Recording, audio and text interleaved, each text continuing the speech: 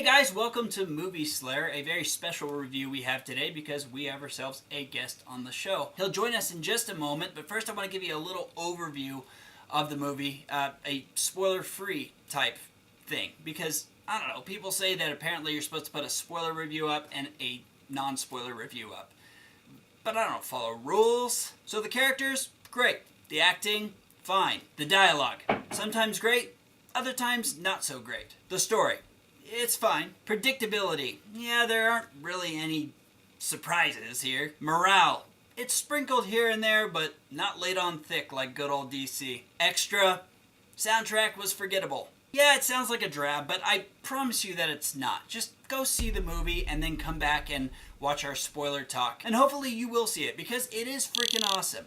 I'm going to put it at number 71. Spoiler talk begins now with my friend Anthony at Silver Screen Analysis. How are you doing over there, Anthony? I'm doing great. I watched the movie. I had a great time watching it, so I'm ready to get into some spoiler talk. Great, great. Well, I would ask what you thought about the movie, but that would defeat the purpose of people going to watch your review on your channel. So definitely go ahead and check out his channel. There's a link below in the description. And like it, subscribe to him, and love him. Now, I want this to be a comfortable chat. I will use an outline just to kind of keep things in order, keep us moving along. But as usual, let's just get started with the characters. Who was your favorite of the Justice League? Honestly, I was happy to say Superman was my favorite of the Justice League this time around. He wasn't so sad and sulky. I really enjoyed his performance. I loved it when he was brought back to life, and we get to see a little bit of that flash of evil Superman.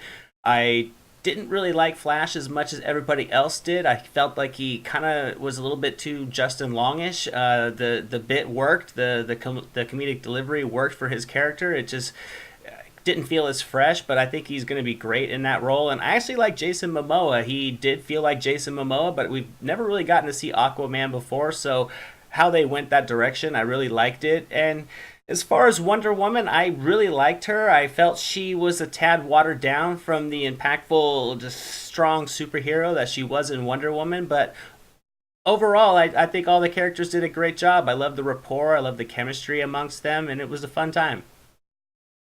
Sweet, yeah. Right out the gate, what did you think of Superman's return? Like how they handled that? I loved it. I would have liked to have had it drawn out a little bit longer. It seemed to kind of wrap up real quick, but when he came out, he just had a different look to him. He had that full just bravado about him. It was great to see. He's kind of come into that character. I love the line where he asked Superman, do you bleed? It was a great moment. It really was like, okay, it brought a smile to my face. So I thought it was pretty well done. Lastly, on the characters, I wanted to talk about the villain a little bit, because it seems that, and I know I'm going to sound like a broken record here, but the DCEU is trying to be the Marvel Cinematic Universe in that it's getting a little bit fluffier and a little bit lighthearted. But on top of that, we're starting to get really forgettable villains, I feel like. I didn't think that Steppenwolf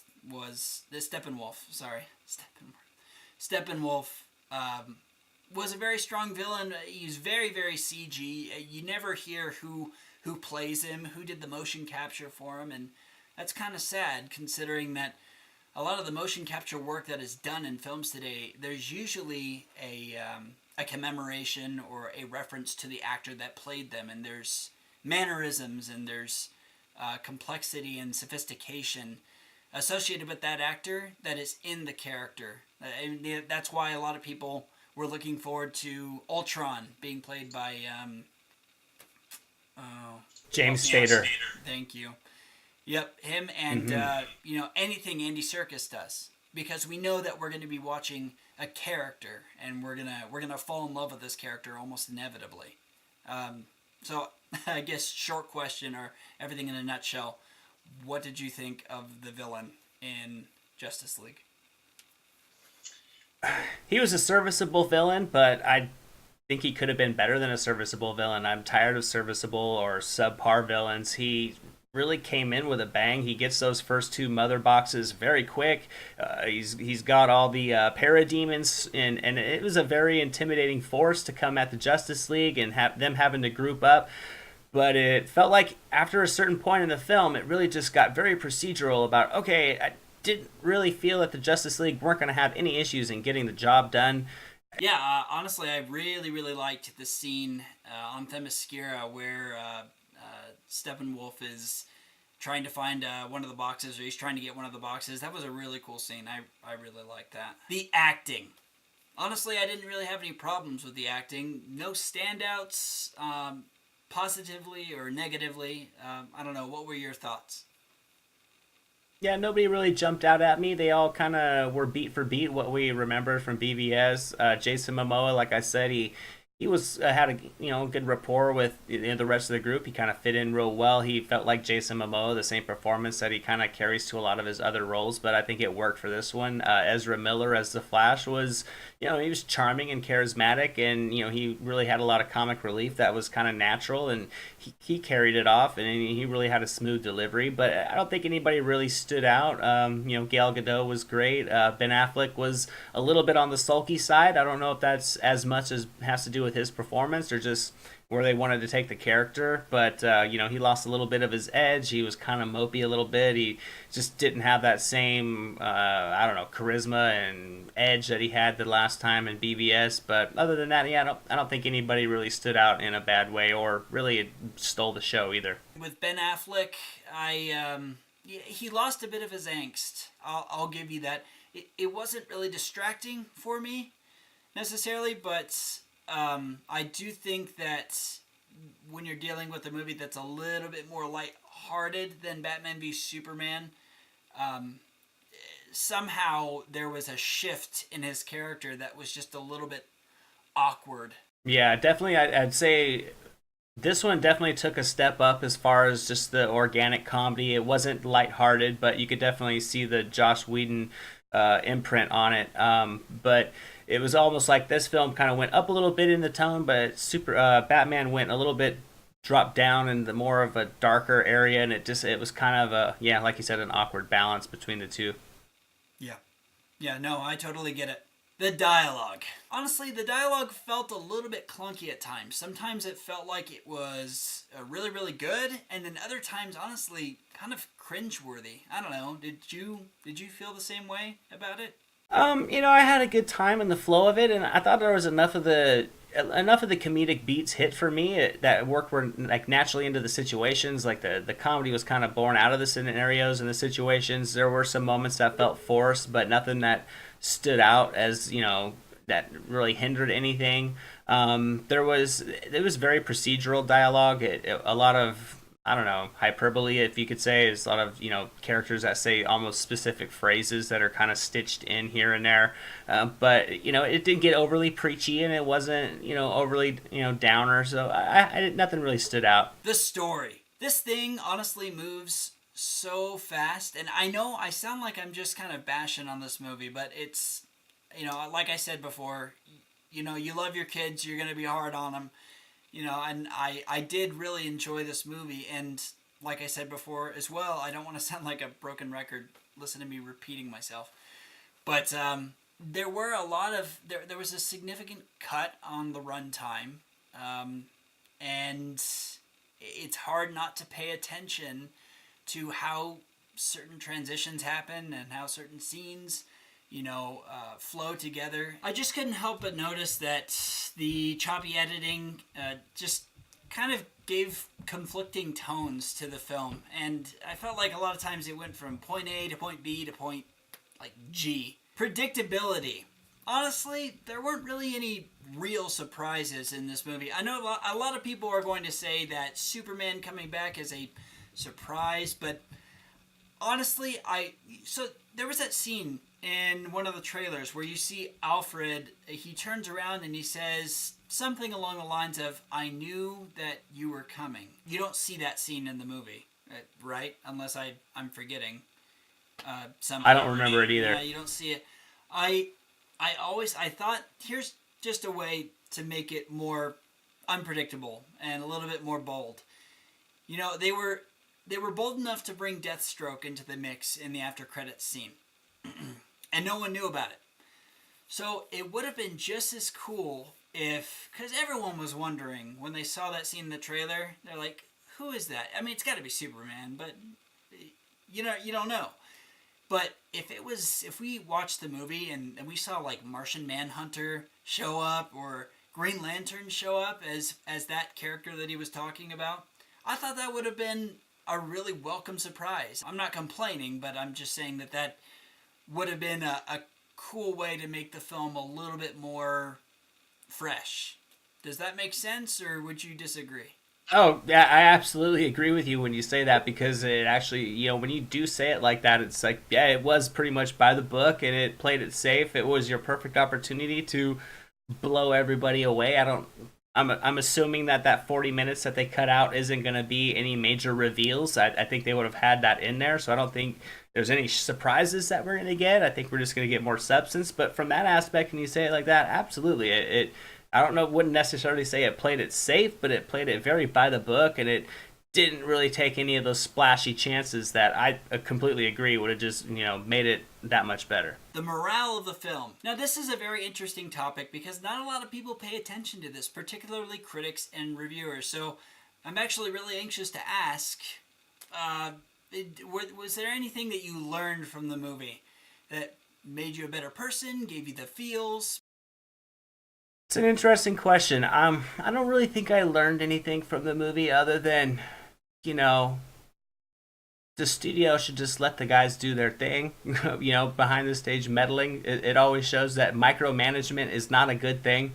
Even if it doesn't result in a bad thing, just let people do their things. Don't micromanage.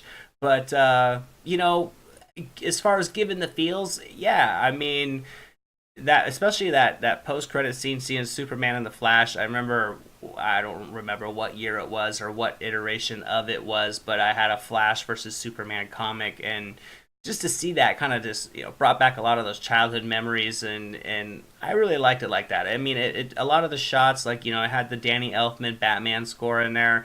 That really took me back to just my days of just clenching onto that VHS tape and watching it over and over again. So I would say, like, it actually did have some nostalgia to it for me. Mm-hmm. As you mention it, the Danny Elfman score, I did really appreciate the 80s Batman theme. And I knew I heard a little bit of the Richard Donner Superman, or the it's John Williams, right? John Williams Superman?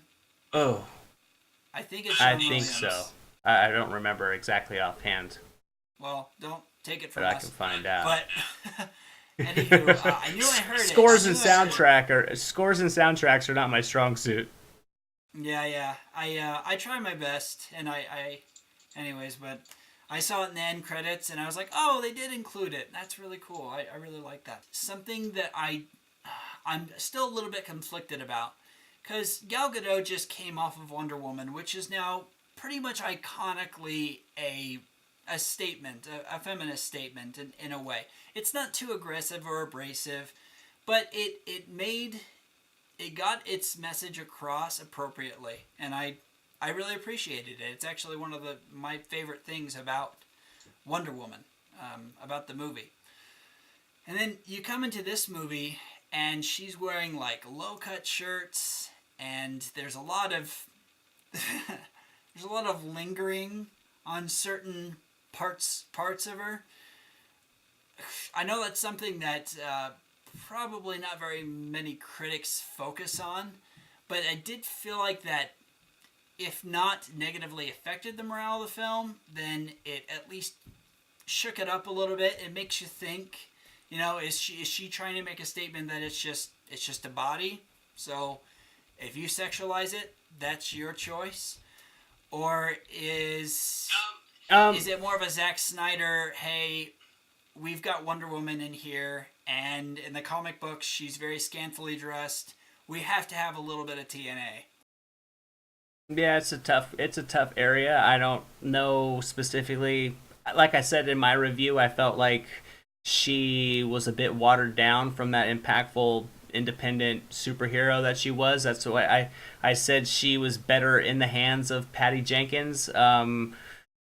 Yeah, I didn't like the way her character kind of pandered to Batman. I some of the shots were a little bit like, okay, it just kind of take it back to the same thing they do with Black Widow and Scarlett Johansson. It's just, I don't know if that's just the thing it is, but I thought it did take her. I wouldn't say her character took a step back at all. It just was, so that's what the character can be like in the hands of a different director that maybe wants to swing the camera around through the back or swing the camera in the front when she's hopping over something. It's unnecessary. Yeah, I noticed it. That's why I mentioned in my review that, her in the hands of Patty Jenkins is the perfect combination. And when you put her, well, apparently, it's hard to say who shot which specific scenes or which scenes were reshoots and which ones were add-ons. But yeah, it was noticeable, and it's hard to say if it's unfortunate. It just kind of seems like it's a thing, but she definitely seemed a little bit watered down from that strong figure that she was. Yeah, and like I said, I haven't taken like a definitive stance on it, and I'm not going to get all political about it. I don't care about the politics of it. It's just the moral section of my review, and so I tend to really nitpick at those things, and I appreciate consistency. Particularly, I really like the DCEU because it does have a lot of emotional depth and moral fiber. I'm not saying that Marvel doesn't, but it definitely has less of it. And so that's why it became a focus for me. So when I just came off of a Wonder Woman high, I was crazy about that movie, and then watching Justice League, it was just a little bit more noticeable. I'm glad that you recognized it, and I didn't know what you meant by her character being watered down.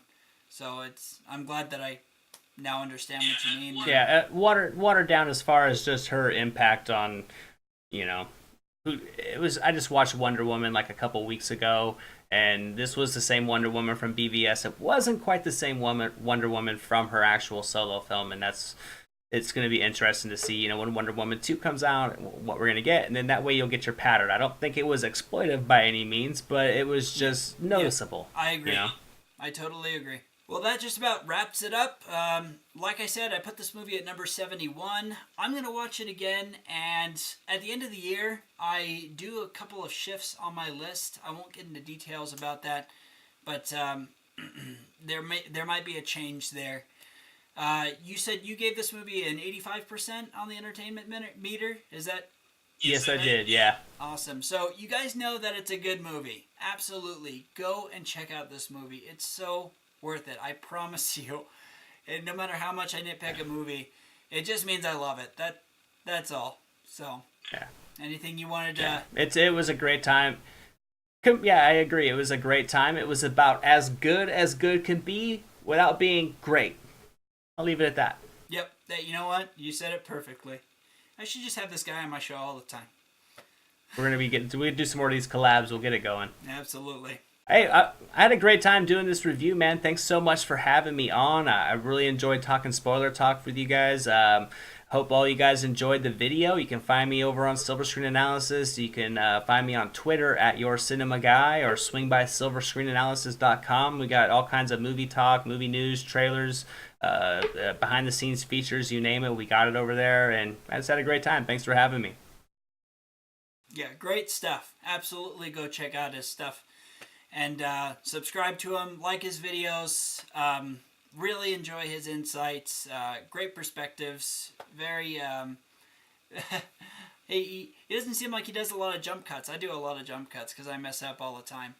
So I'm sure that if you asked him that how many times I screwed up in this collab, he'd probably be like, "Oh, dude, it was terrible. I hated it." 4 or 5 times. Just 4, 5, 6 times, 70 times. Anyways, all right. Well, thank you guys for watching so much. Go check out this movie. Go check out Silver Screen Analysis. And please stick with me.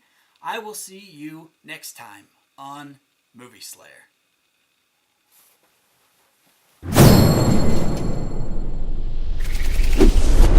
Boom, boom.